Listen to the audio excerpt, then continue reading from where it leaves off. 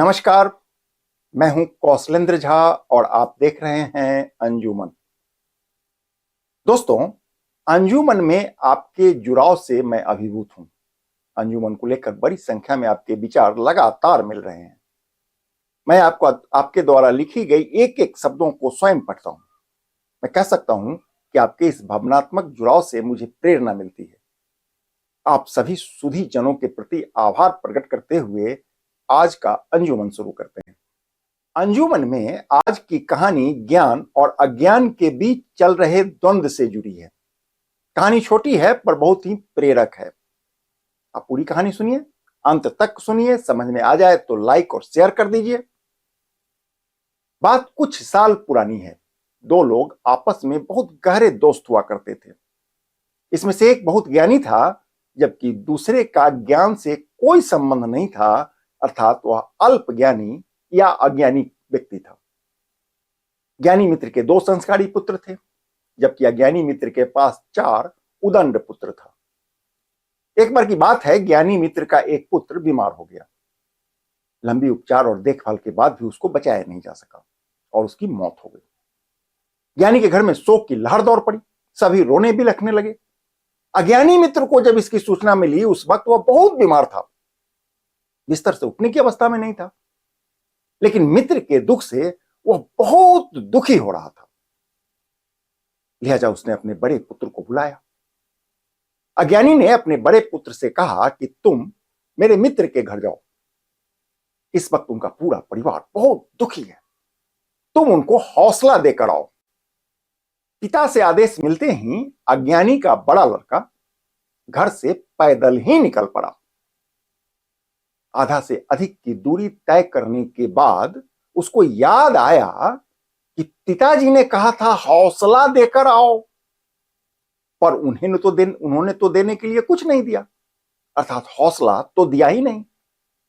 वह लड़का मंदबुद्धि का था, हौसला को वस्तु समझ रहा था। मन ही मन खुद के खाली हाथ होने पर उसको पछतावा भी होने लगा। वह सोच में पड़ गया, बिना हौसला लिए ही घर से निकल पड़े हैं। अब पिता के ज्ञानी मित्र को देने के लिए तो मेरे पास कुछ नहीं है। इसी उधेड़बुन में वह धीरे धीरे आगे बढ़ रहा था। रास्ते में 4 लोग मिल गए। उनका ज्ञानी जी से शत्रुता चल रहा था। वे लोग ज्ञानी के पुत्र के निधन पर बहुत खुश थे। उसमें से एक लड़का बोला, अच्छा हुआ, ज्ञानी का बेटा मर गया। यह बात अज्ञानी का पुत्र सुन लिया। उसने टोका, तुम लोग किसकी बात कर रहे हो? ज्ञानी के मित्र पुत्र को अचानक सामने देखकर उसमें का एक लड़का हड़बड़ी में बोला, कुछ नहीं, बेचारे को हौसला दे रहे हैं। लड़के को बात समझ में आ गई। जब वह ज्ञानी जी के घर पहुंचा तो मित्र पुत्र को देखकर ज्ञानी जी फपक फपक कर रोने लगे। मित्र का पुत्र बोला, आप चिंता नहीं करिए, अच्छा हुआ क्यों मर गया। रास्ते में उसने जो सुना था उसी को हौसला समझकर निश्चल भाव से बोल दिया। ज्ञानी और उसका पूरा परिवार सन्न रह गए। मित्र पुत्र से ऐसी उम्मीद नहीं थी। खैर, लड़का लौटकर अपने घर चला गया।